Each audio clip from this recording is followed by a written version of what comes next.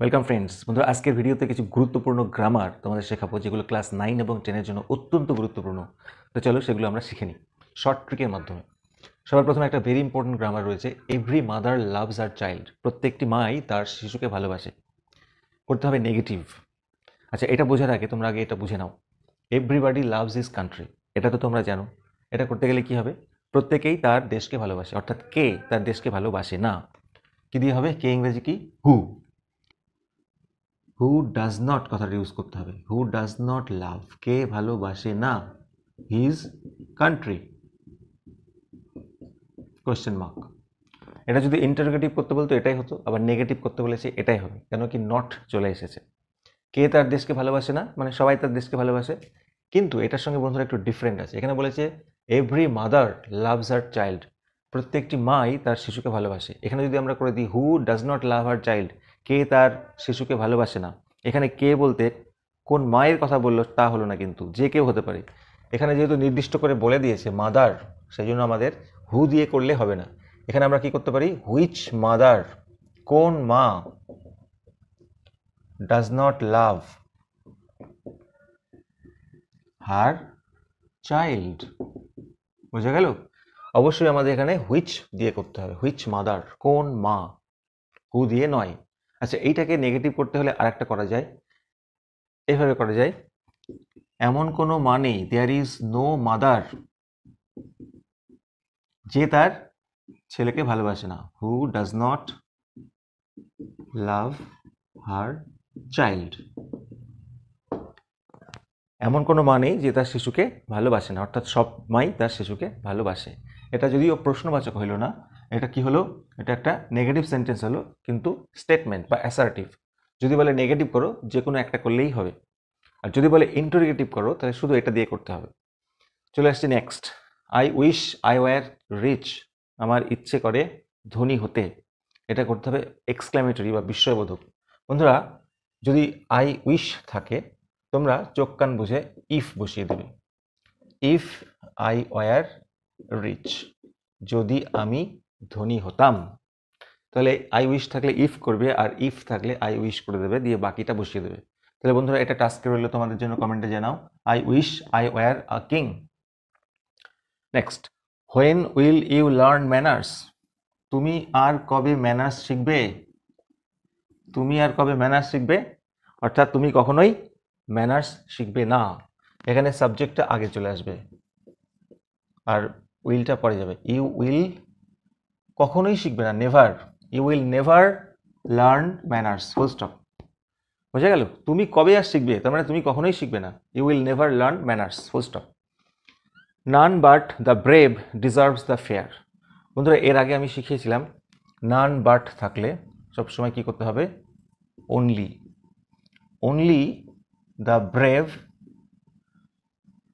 Deserves the fair, ব্যাস। Only থাকলে তোমরা নান বাট করবে।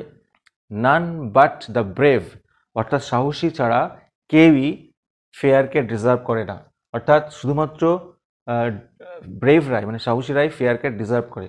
তাহলে এখানে নান বাটের জায়গায় অনলি করে দেবে। 5 নম্বরটা দেখে নেবো বন্ধুরা। 5 নম্বরটি দেখার আগে এটা আমরা দেখে নেবো, যেটা খুবই নর্মালি আসে।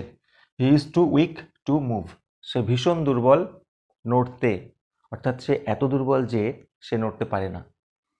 হি ইজ টু এর জায়গায় সো করব, হি ইজ সো উইক, সে এতটাই দুর্বল যে, যে ইংরেজি কি? দ্যাট। সে এতটাই দুর্বল যে, আর এই সাইডটা নেগেটিভ হবে, হি ক্যান নট মুভ। এই যে ভার্ব, তার আগে ক্যান নট বসবে, আর সাবজেক্টটা এইখানে আসবে, মানে হি এর জায়গায় এই হিটা আবার আসবে। He is so weak that he can not move. কিন্তু বন্ধুরা, এটা একটু আলাদা আছে। It is never too late, এটা কখনোই এতটা দেরি হয়ে যায়নি, টু মেন্ড মানে সারাতে, অর্থাৎ এটা কখনোই এত দেরি হয়নি যে এটাকে সারানো যাবে না, এটা কাউকে সারতে যাবে না, এরকমটি নয়। সেই জন্য এটা একটু different. It is never too এর জায়গায় কি করলাম? সো লেট দ্যাট, এটা কখনোই এত দেরি হয়নি যে এটা সারবে, এরকমটি নয়। ইট ক্যান নট মেন্ড করলে হবে না। এখানে যে সাবজেক্ট আছে, এই সাবজেক্ট এখানে আসবে। ইট ক্যান নট বি মেন্ডেড, এইখানে বন্ধুরা প্যাসিভ ভয়েসের স্ট্রাকচার হবে। ইট ক্যান নট বি মেন্ডেড মানে এটাকে সারানো যাবে না। ইট ক্যান নট মেন্ড করলে হবে না। Next, as soon as he saw the snake he fled. Very important grammar এগুলি, এ তো প্রায় পরীক্ষায় আসে। As soon as he saw the snake, যে না সে সাপটাকে দেখলো সে পালিয়ে গেল। অ্যাজ সুন অ্যাজ থাকলে কি করতে হয় বন্ধুরা? No sooner had, no sooner had he, আর এই ভার্বের থার্ড ফর্ম বসবে। সিন দ্য স্নেক, কমার জায়গায় দেন বসে যাবে। কি বসবে? দেন, মাথায় রাখতে হবে। তারপরে বাকি সেন্টেন্সটা যেমন আছে বসে যাবে, then he fled. No sooner had he seen the snake, তাহলে অ্যাজ সুন অ্যাজের জায়গায় তোমরা কি করবে? No sooner had. আর এই যে ভার্বটা আছে তার পরিবর্তে তার জায়গায় থার্ড ফর্ম বসাবে, সিন। আর এখানে দেন কথাটা ইউজ করতে হবে।